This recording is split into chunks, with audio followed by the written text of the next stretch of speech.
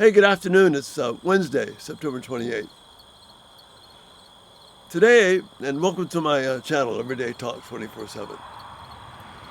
Today, I want to talk about the importance of accepting our smallness. Because it's only when we accept our smallness before God that we can become what God has intended us to be.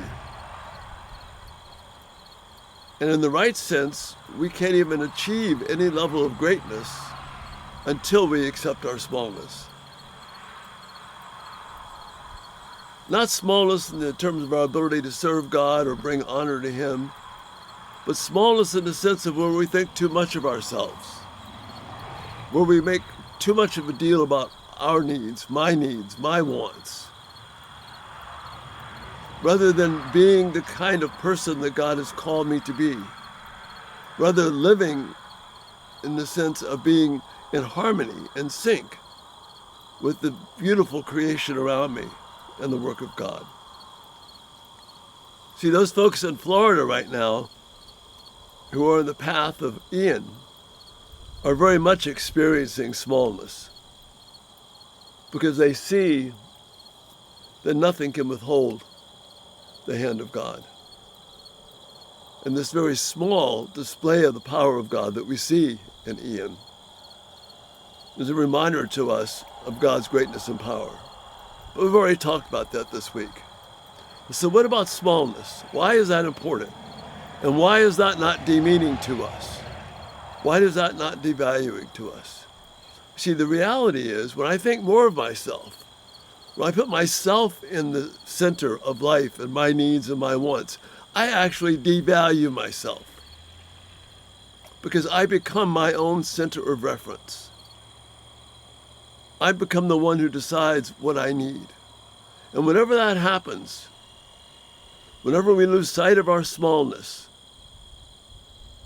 then our inflated idea of bigness, our self-importance, really makes us extremely small. And just like everybody else. Okay, what am I talking about? In Luke's gospel, he's just talked about the importance of not seeing possessions as everything. He reminded this one greedy fellow that your life does not consist in the abundance of your possessions. And after he goes through this description with them, and really pretty cool parable there of the rich fool, we read this. After Jesus has said this, therefore, I tell you, do not worry about your life, what you will eat, or your body, what you will wear. Life is more than food, and the body more than clothes. Consider the ravens. They do not sow or reap, yet they have no storeroom. They have no storeroom or barn, yet God feeds them. Are you not much more valuable than birds? Who of you, by worrying, can add a single hour to his life? See what he's saying here. Who of you, by trying to make yourself large, by protecting yourself, can add a single hour to his life? He's not talking about being wise here. It's talking about being worrying. Worry is when I take on what is God's job and make it my job. Wisdom, doing smart, wise, prudent things to take care of ourselves, that's making God the center of it. But when I try and do it, when I become the center of everything, I emphasize my self-importance when in fact it makes me smaller. So Jesus says, who of you by worrying can add a single hour to his life?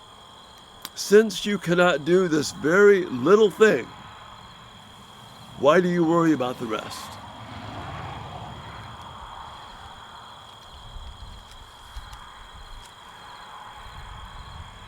We need to see our smallness in reference to God. If I see my smallness in reference to other people, then I have a very messed up view of everything. Because now I begin comparing myself to people who have flaws, who have issues. who are irritating, who have weaknesses. So I naturally begin to think that I'm better than all that, or how can they do this to me? And I make my experience with these other situations, with other people and circumstances, to be my reference point. What Christ is saying here in Luke is God needs to be the reference point. We are totally dependent upon Him. And as I said, if you're going to experience some of the impact of Ian this week, you'll get a very strong sense of your smallness and a very large sense of God's power. And that's the way it ought to be. That's what Jesus is saying here. You can't worry yourself. You can't overthink yourself. You can't protect yourself into living a longer life or a better life.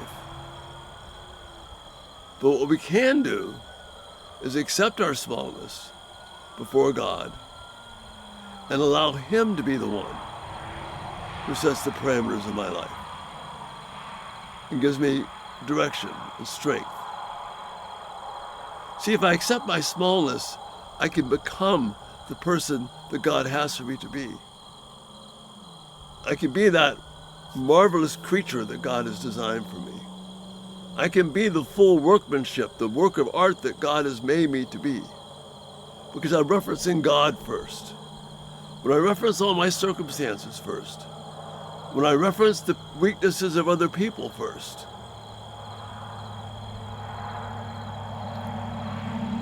Then, you see, what happens is I become small. I limit myself to what I think or what other people think.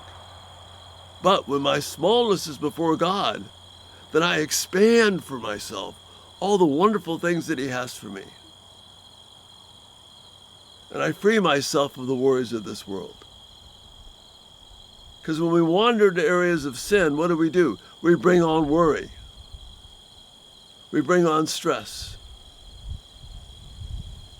But if I see the wonder of God, I bow to that. I acknowledge my smallness before Him. That's the way to meaning, significance, and even greatness in this life. Accept your smallness. It's a gift of God to see it. Again, love your feedback, love your comments on this. Such a blessing to be with you. If you haven't turned on post notifications, turn them on. The videos will come right to you. Check us out, everydaytalk247.com. Pray for those folks in the path of Ian. And maybe together have a collective sense of our smallness so that we can honor God